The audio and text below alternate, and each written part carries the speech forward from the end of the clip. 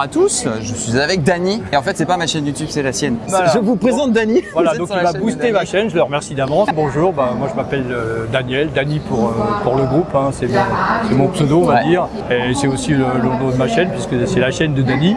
Les gens basculent. Merci Didier. Non mais aucune gêne, hein, il passe en plein milieu. Donc vous couperez. On poste ça sur ta chaîne. Moi j'ai une chaîne YouTube qui s'appelle Bricks for Game qui a rien à voir, qui est liée au Lego. Mais en fait dans le monde du Lego on a certaines similitudes. Absolument. Avec le monde du miniature, la façon de présenter une scénette, de dynamiser, d'animer une scénette. Mais là l'objet de cette interview c'est de mettre d'abord en avant votre collectif et le concept des scéniques dont tu es apparemment à l'origine. Alors effectivement je suis à l'origine du concept qui est lui-même un concept qui existait déjà. Hein. C'est un module showcase avec un ensemble de modules qu'on vient mettre bout à bout pour former des réseaux. Donc je l'ai adapté pour le rendre compatible. Parce que c'était une autre échelle à la base. Voilà, c'était du HO. Donc je l'ai adapté pour le transposer au N et en le rendant également compatible avec des modules en N qui existaient déjà, qui étaient faits par la FAN. Mais c'était des modules plutôt assez grands qui faisaient 1,20 m, c'était le standard.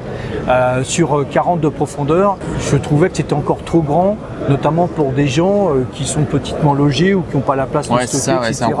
Donc j'étais plutôt revenu sur un concept un petit peu toujours modulaire, mais plus orienté diorama. Pour que ça marche, on a normalisé, c'est-à-dire qu'en fait on a fait une norme et que l'on applique systématiquement. Un genre de cahier des charges à suivre. Il y a un cahier des charges avec une menuiserie, c'est l'assemblage du bois pour fabriquer à terme le module complet, qui fait en sorte que aux extrémités on doit être absolument rigoureusement à l'identique. Au milieu, derrière, devant, on fait ce qu'on veut, mais on doit être à l'identique aux extrémités. Ce qui fait que, évidemment, on peut ainsi les mettre bout à bout.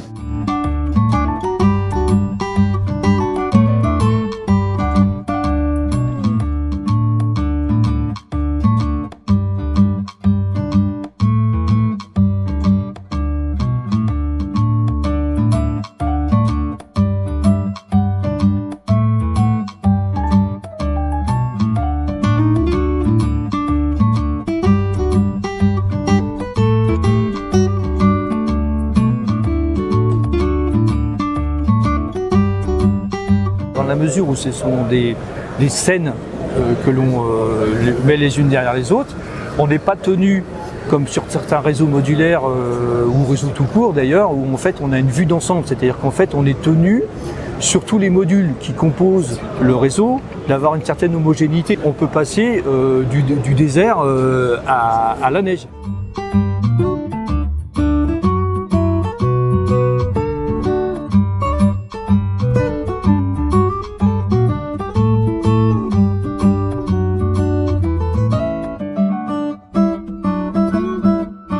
Dans la mesure où la surface est réduite, ça permet de faire un galop d'essai. Ouais, et de se concentrer finalement sur le plus important, la façon de mettre en scène. On a tout, mais en réduit.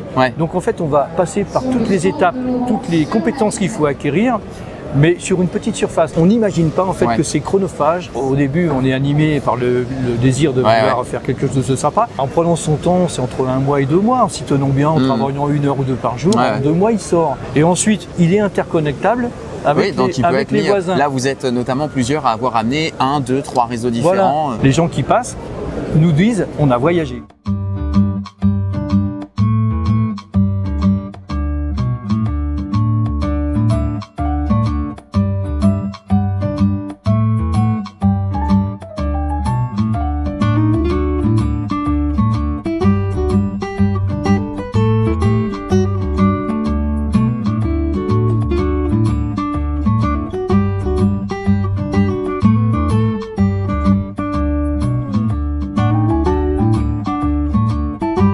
Toi, tu as une chaîne où il y a des connaisseurs, mais il y a sûrement aussi des novices. Si demain, je veux me lancer dedans, qu'est-ce que tu me conseilles de faire en premier? Le package du bon débutant. Sur ce type de loisir, il faut acquérir plusieurs compétences. Il faut savoir faire de la menuiserie, il faut savoir de l'électricité. Alors c'est vrai que ça peut rebuter parce que ça demande un certain nombre de compétences qui ne sont pas forcément pointues, mais néanmoins, il faut avoir un peu de rigueur. On peut se lancer en faisant le plus simple du plus simple, c'est-à-dire juste faire une scène, juste un diorama. C'est-à-dire qu'en fait, on a juste le socle sur lequel on vient poser les voies. Une fois qu'on a l'idée de ce qu'on fait ou de ce qu'on veut faire, eh bien, on fait son socle. Donc là, c'est très simple, c'est on va dire 4 planches à assembler, voilà, et faire son décor. On peut très bien s'arrêter là.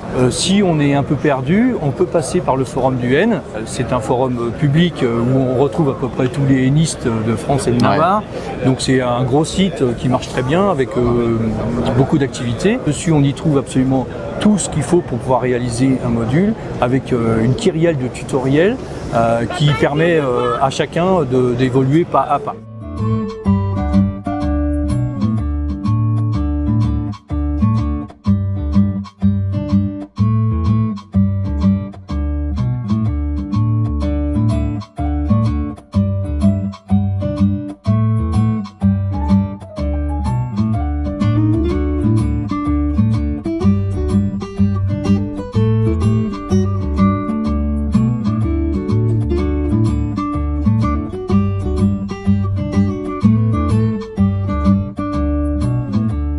Est-ce qu'il y a une part plus importante qui préfère refaire des scènes existantes ou est-ce que c'est plutôt l'inverse? Parce qu'au final, il y aurait une facilité à prendre une scène qui existe pour de vrai, oui. Parce qu'il y a quelque chose de concret à réaliser. Alors en fait, il y a trois aspects. Il y a l'aspect représentation d'un site réel. Il y a aussi le site purement imaginaire. Ouais. Et puis alors, et c'est là où souvent ça se retrouve, il y a le troisième étape. La troisième étape, c'est une transposition, ce qu'on appelle des transpositions. Une personnalisation un peu d'un c'est-à-dire qu'en fait, on part d'éléments qui existent et en fait, on le transpose. C'est-à-dire qu'en fait, on y met le décor qu'on veut autour. D'accord. Moi, il y a une chose que je me demande, c'est maintenant d'un point de vue financier. Vos locomotives qui sont petites comme ça, elles coûtent 200, 300, 400 euros. Alors c'est le point d'achoppement en fait, c'est comme tout loisir, hein. C'est un loisir qui coûte un peu. La réalisation d'un décor ou d'un module, c'est là où ça va coûter le moins. On a encore toute la force du collaboratif qui intervient, et c'est le cas aujourd'hui. C'est qu'on vient avec ses modules et on vient également avec son matériel roulant. Qui peut du coup profiter aux autres. Voilà, qui profite puisqu'on met tout en commun. On va dire une vraie rame, on en possède 3, ça pose aucun problème dans la mesure où le voisin va lui-même en avoir 4 ou 5 voire plus. On va donc les mettre ensemble pour former un convoi et donc on est capable de faire un vrai train alors même qu'on a ramené que 3 wagons. La force du collaboratif.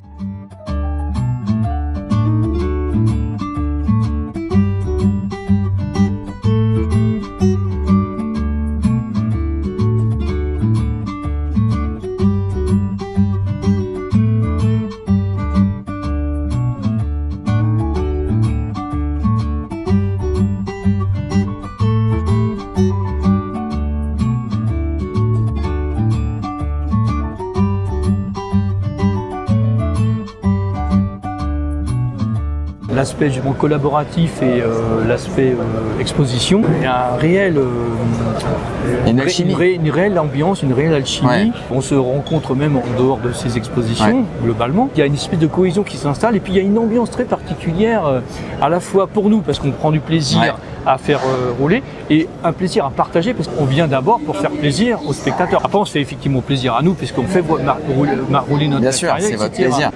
T'es équipé là. On dit oui, chef. Bah oui. T'as le sifflet qui va avec?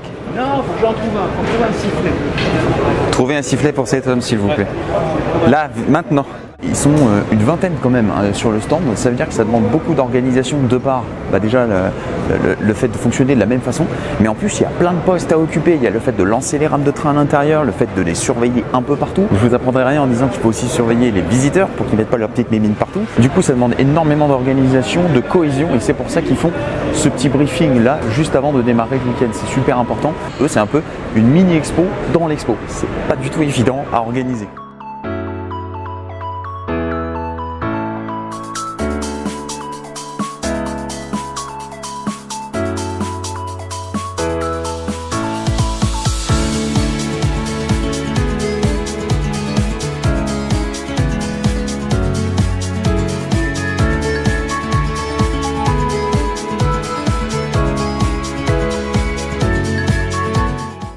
Du coup, on reprend avec le micro. Donc voici mon papa. Bonjour, bonjour.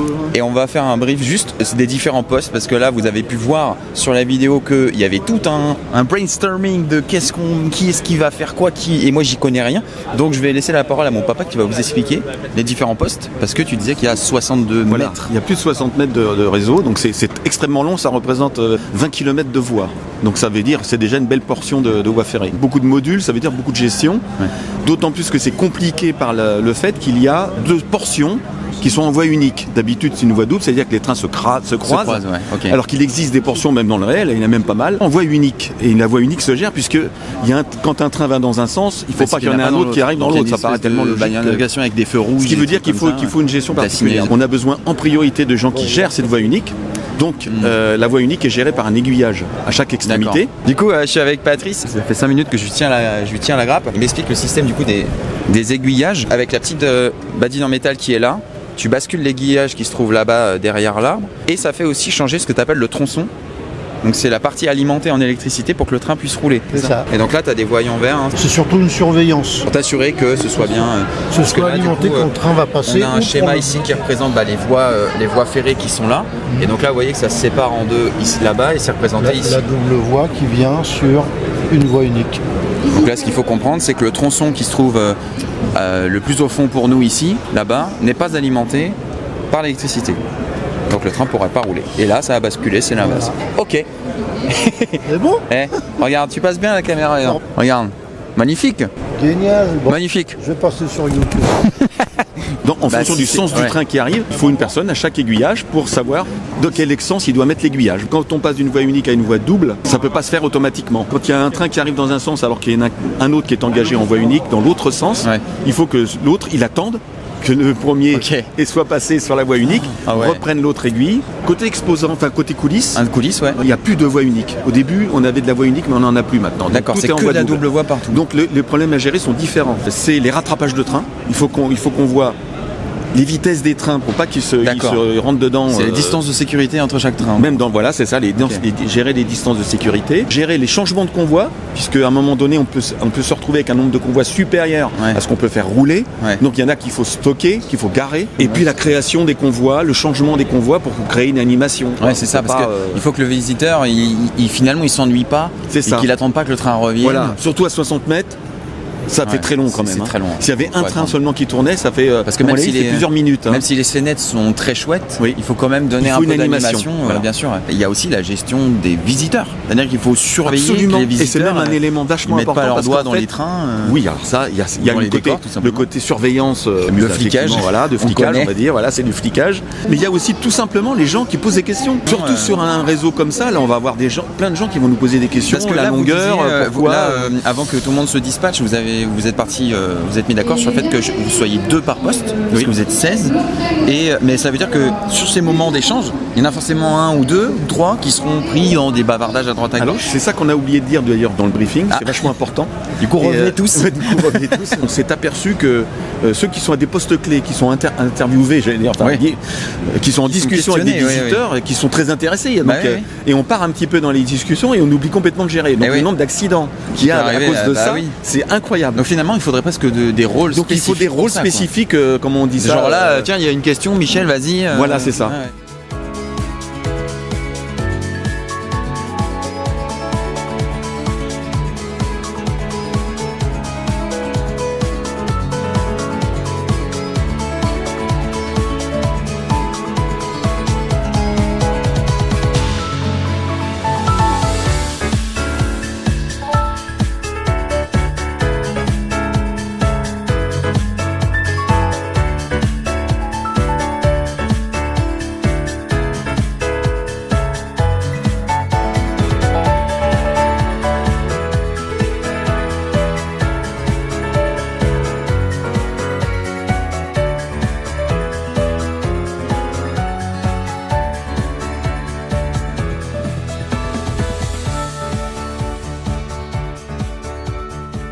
Le fil rouge quand même, tout ça c'est le train. Le fil rouge qui lie en fait aussi tous les modules entre eux. Quand on voit les choses et que ça marche bien, on se dit c'est facile. Ouais, mais non. On a beaucoup travaillé parce qu'il faut savoir qu'une expo comme aujourd'hui, ça fait des mois qu'on la travaille. On fait des réunions entre nous avec des visios, on fait des plannings, on fait des plans, faire en sorte qu'on assure un spectacle pour le grand plaisir du public. Il faut qu'on soit entre guillemets irréprochable. Pour revenir sur vraiment le stand que vous présentez là, qui encore une fois représente 62 mètres de stand et une cinquantaine de modules. Est-ce que tu es fier de ce que vous avez accompli là? Est-ce que pour toi, il y a des choses qui sont encore améliorables pour une prochaine fois? Est-ce que tu as envie de faire encore plus grand? Pas plus grand. Enfin, pas plus grand. Parce que, évidemment, plus le réseau est grand, plus on multiplie les problèmes. Ouais. Et j'ai cru comprendre que là, les problèmes que vous avez eus. Et donc, évidemment, mais on s'y attendait, on était préparé à ça. Plus c'est grand, plus indirectement les problèmes vont se faire jour. Aujourd'hui, on est content que ça tourne. Ouais. On est content de l'avoir fait. On est parvenu à faire un réseau de 62,50 mètres de long. Tout avec ces fameux modules. Les records donc. On va dire que c'est un record. Il y a des tas de gens qui sont passés en disant on voyage. Ah oui, oui. Et en disant c'est super beau, voilà. Et donc rien que ça, pour nous, c'est du bonheur. Nickel.